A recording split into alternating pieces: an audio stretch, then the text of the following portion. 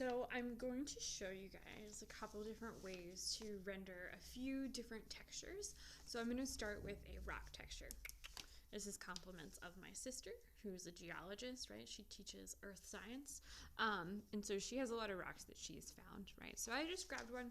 It's a little like smooth to touch, but to get this appearance of like the ridges of textures, there's a couple different ways to go about it, right? So the first thing I'm gonna do is I'm just gonna do like a quick kind of gestural sketch about some of the planes I see, right? And just kind of get something down. Obviously, I'm gonna draw my rock a lot bigger than what I see, right? So I'm not too worried with the contour, right? And so maybe I just have a quick cast shadow, right? Because I'm doing something really gestural, and then you can kind of work back into some of the finer details, right? So this is it's an 8B pencil, right? So I can kind of go along and really work out that outline, right?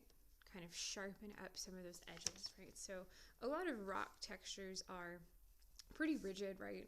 It's very rare to find an absolutely smooth rock, and of course that's a different kind of texture. So when I'm doing these videos, right, some of the tips that I'm giving you, they're not going to apply to everything. It's not going to apply to every rock. You really have to kind of take what you know about different types of rendering, but then, try a bunch of different things, right? It's not all kind of, one shot deal, right? You have to play around with how you manipulate things, right? So I'm going to get some of these bigger ridges that I see and just kind of work them in. A little gesture. It's a kind of big ridge, right? So I can draw with my pencil and really build up that tone slowly. If I did that with you guys, we'd be sitting here for probably about 40 minutes, right? So I'm going to go for, my preferred material, which is vine charcoal or any charcoal. I'm going to take my sanding block, work some of that down, because what I'm looking for is I'm looking for that kind of flat edge. This also creates this nice kind of point, so I can kind of chisel in some of those like harder edges if I want. But something like this, having the broad side kind of work down, it's going to give me that texture pretty quickly, right? Because all I have to do is kind of work over, and you can see I'm emulating a kind of rock texture without too much specificity, right? So work out some of these little like shavings. So I'm going to do that over the surface just a couple different ways, right? Just to kind of get that feel for what I see, right? Because I can work some of the deeper shadows and the highlights, but I just want an essence of the texture, right? And so when you guys are working on drawings, you're going to find that, you're drawn to certain things, but you still want to capture the gist of what you see. And so, if rocks don't interest you, but you're like, oh, I still have to stay true to like the texture I'm seeing, generalize, right? We're always kind of working general to specific, so I don't want you guys to feel like you have to spend a ton of time rendering, a rock if it's really not interesting to you, right? So just by pulling the broad side of a piece of vine charcoal, I can kind of get some of that rough and tough texture, right? Similar thing with like this compressed charcoal is that it's going to get that kind of rough texture as well. And it of course depends on the surface that you're working on, right? I have a piece of brown like craft paper.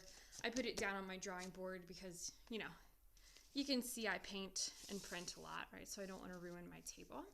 But for something like this, it's not picking up too much texture. So now I can go in and focus and create some of those harsher ridges with some of the tips of my vine charcoal, right? And kind of blend that out. And of course, if this is too much texture, beauty about vine charcoal is you can kind of rub it out and then, work back into the process, right? So I'm going to kind of create some more pits that I see. Now remember, my viewpoint's a little bit different than the videos, right? I'm slightly to the right of my camera. So I'm not going to get 100% maybe the angle that you see, but, you guys can kind of figure that out as you work. Right, so I'm kind of creating some of these harsher ridges, and it's all about that kind of push and pull, right? A lot of rock surfaces, especially this one, it's actually a pretty smooth rock. It's not gonna like,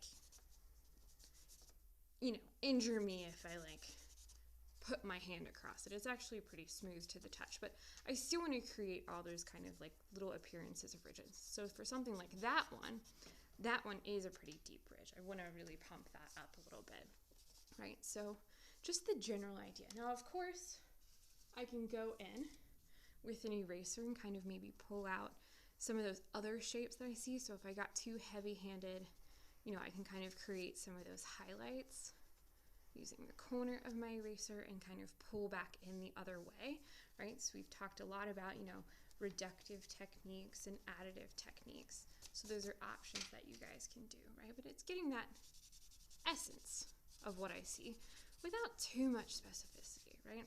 And so it's really about, kind of working slowly and building up that tone, but being okay with having some looser gestural moments, right? It's the essence of a rock. It doesn't have to be 100% all of the time, right? So one rock down, a couple more to go.